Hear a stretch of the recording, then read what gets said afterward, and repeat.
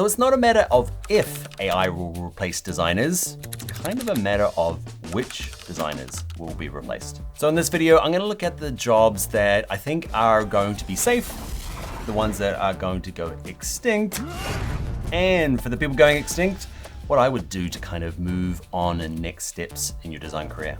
Why should you listen to me? Why do people keep asking me? I've been through a couple of industry shifts. I've kind of had to adapt myself, and right now I'm scrambling to adapt. So as a designer, I'm working out what I can use AI for and what I still need to do, but also in my business, I'm trying to work out what roles within the company can be done or supported with AI and which roles can't be touched by AI, and I need that human touch. So I'm gonna be grading each of the design careers with the super scientific Dodo Bird index. Okay, it's 1 through 5. 5 is bad.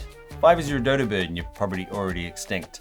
3 to 1 means you're invincible. You're the tortoise. While others come and go, the tortoise simply keeps on plodding. Slow, steady, and absolutely unbothered by the latest AI advancements. So the first design career niche we're gonna look at is graphic design.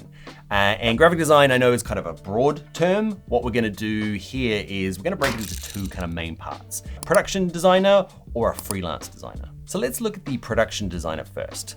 Basically, a production designer is anybody that's like implementing a predefined brief, okay, and kind of executing on it. It might be that we need 10 different aspect ratios for this ad, okay, using the same elements created by somebody else. And why is this role super vulnerable? It's because we've got AI, but we've also got templates. And if you mix the two together, those two can really produce reasonably good quality, lots of different elements and touch points super fast.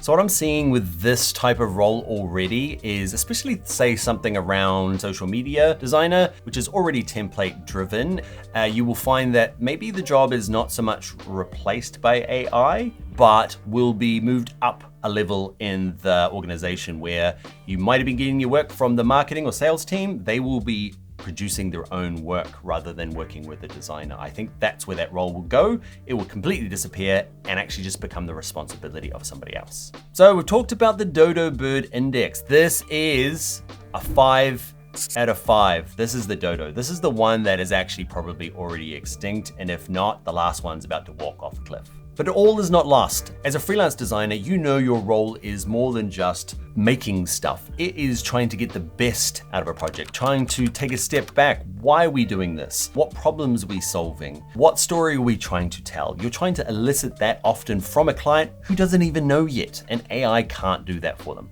So you, freelance designer, you are a flamingo. You're a number 3 out of 5, okay? So you're on the cusp, and what I'm thinking is, I think you will come out of this AI change better than you went into it. For those who embrace it, okay, they're going to be a bigger, brighter flamingo. Okay, you're going to have this AI co-pilot. You're going to be able to do more with less, which is always the goal of the freelance designer.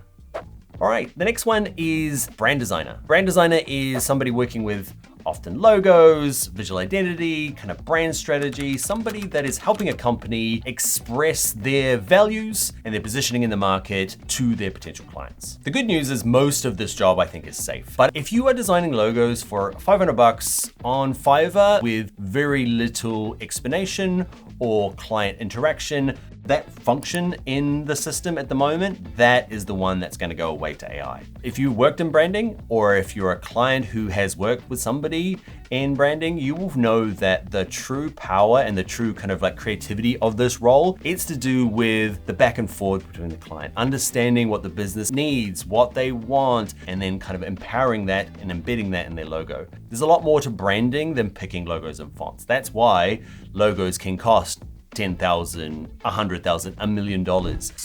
So on the Dodo Bird index, where does branding fall? It falls in number 2, which is the alligator. The alligator is tough. It's been around since the dinosaurs. It is surprisingly resilient. Branding, you're an alligator. So the advice for, especially if you're in the kind of like lower cost logo production time, is to use AI as a co-pilot. What you need to be doing is you need to be looking at like, what does a person or a company often do to charge $10,000 for a logo? You don't need a team of 10, they might. okay? You can use AI as your 10 other helpers, okay, to help with some of the things. And what you'll probably find is the biggest difference between the two is storytelling. It's about empowering a logo with meaning through story, and that is often the difference between somebody believing a brand and somebody getting a brand. All right, the next career we're gonna look at is an illustrator. Now, should you be worried as an illustrator? I think so. This one is in super high risk and in a super short term. So where are these illustration jobs gonna go? What you might think is the client's gonna go direct to them. They're gonna go, all right, I'm gonna make my own AI illustrated art. And those jobs don't exist, okay? Illustrators aren't working with those people. They're still gonna make their own really bad clip art and resize it wrong. They're happy with the trade-off. They're happy with quick and cheap versus traditionally where there would be more connection and emotion.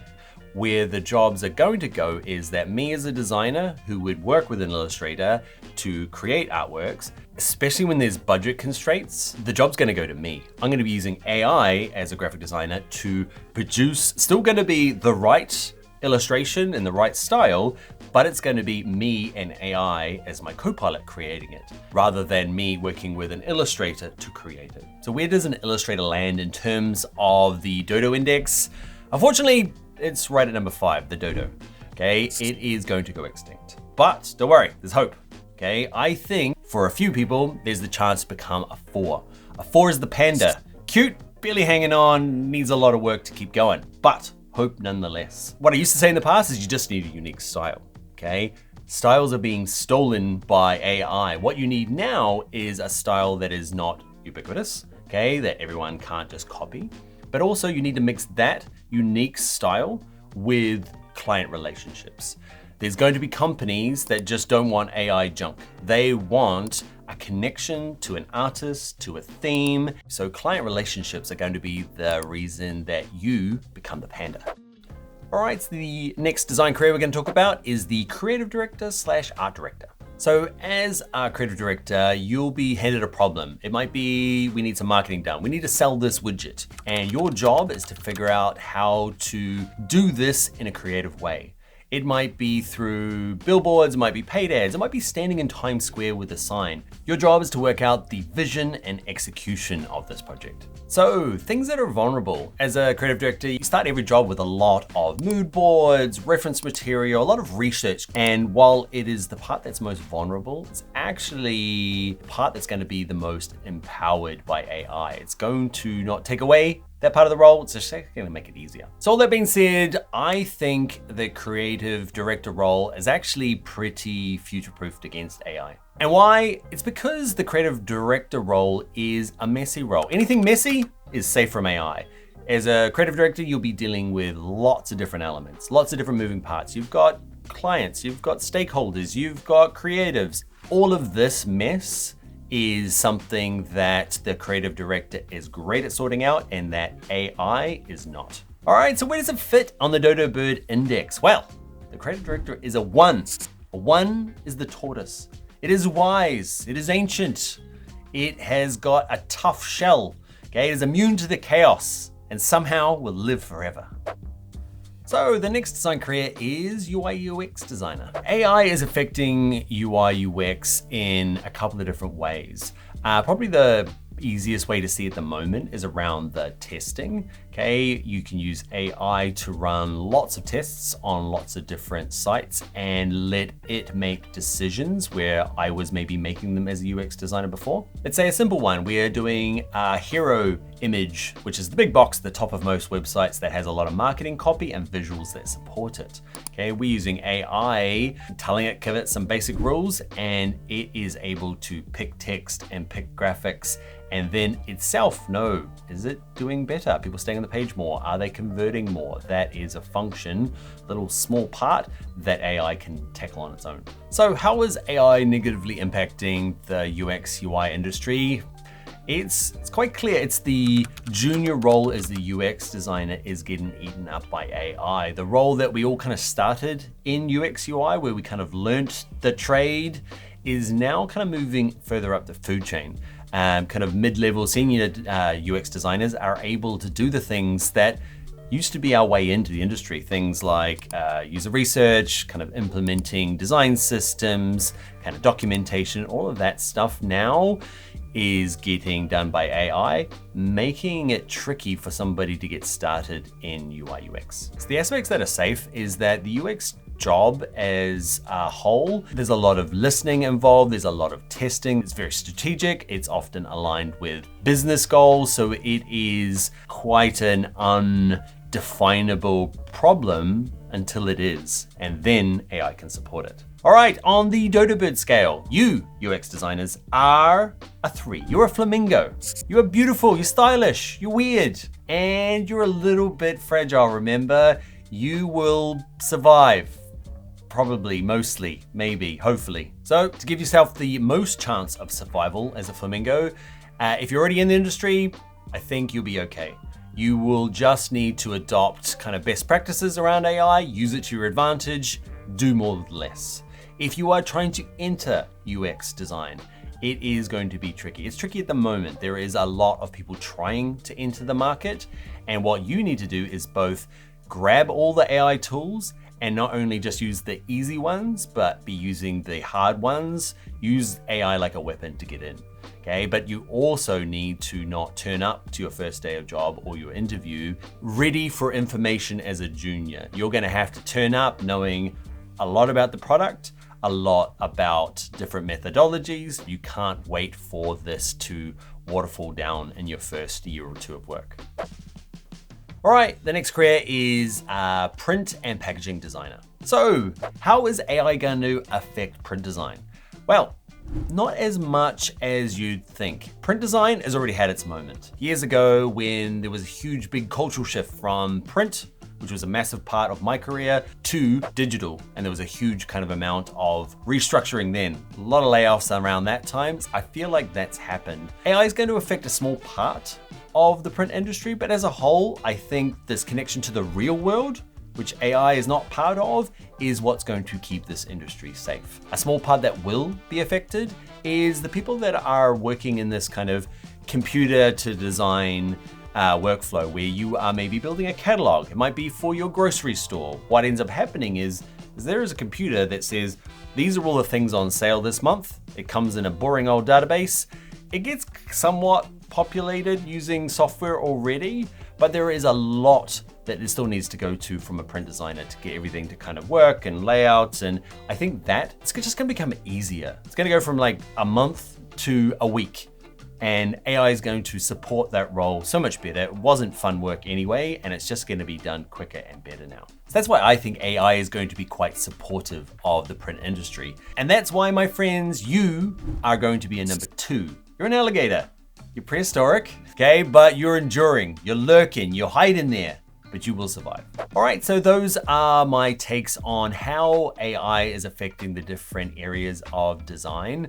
What I want to do now is give you like what I'm doing myself as a designer to protect myself and kind of get the most out of this AI revolution. So the first tip is relationship building. It is giving yourself a face where AI has no face. And what that means is that often what you see design as is the thing that you make. It's the pixels, it's the thing in Dribble. But actually what's gonna get you your next job is the relationship you had with your client, with your colleagues, the people that like working with you for all the reasons that it is important to work with a person. The other skill that I've been working on for a long time and what I value in the people that are around me is not just delivering what's been asked of you, but looking up a level and figuring out why we're doing something. When it comes to AI, it's great at delivering clear, predefined projects. But for me, when people understand the why rather than just the what, they can bring so much more value to what we're making. And next is developing a personal style. When people come to me, they don't come to me for the things I make. They come to me because of the style that I bring, the methodology that I bring to my projects. And if you have none of those, you are potentially at risk of AI replacement. And I want to say it again, storytelling. I've said it loads in this video. It is what makes us human. Bringing empathy into your storytelling, bringing in passion, bringing in all the things that make us human. You can't be a blah general designer. You're going to have a soul for this career to work. And lastly, you just need to start using it. If you're on the fence or you're scared of the robots, you need to think of AI as a co-pilot. You need to take one little thing in your workflow, see if AI can help. It's probably gonna do an average job of it, but the people that are gonna come out on the other side of this well are going to be the people who got in early, that used the kind of okay versions. You need to be one of those. Even if you're not very tech savvy, you just need to get involved. Get involved early. To wrap up, this is not all doom and gloom. There is been a lot of shakeups in our industry before. This isn't going to be the meteor that kills design. Just the fact that you're watching this video means that you're cognizant of the thing that's happening around you, and that is the thing that's going to make sure that you are not a dodo and that you have a chance of being a tortoise. Let's all be tortoises. Maybe flamingos. Let's all be flamingos. Riding tortoises. All right, that's it. My name's Dan Scott. If you do want to upskill and learn all the new AI tools that are getting into our software, I got courses at bringyourownlaptop.com. There'll be a link in the description. All right, flamingo riding tortoises. That is gonna be us. Bye. Flamingo riding tortoises. Oh, whoops. Hang on. The other way around. You want to be a flamingo on the tortoise, riding that. Here you go.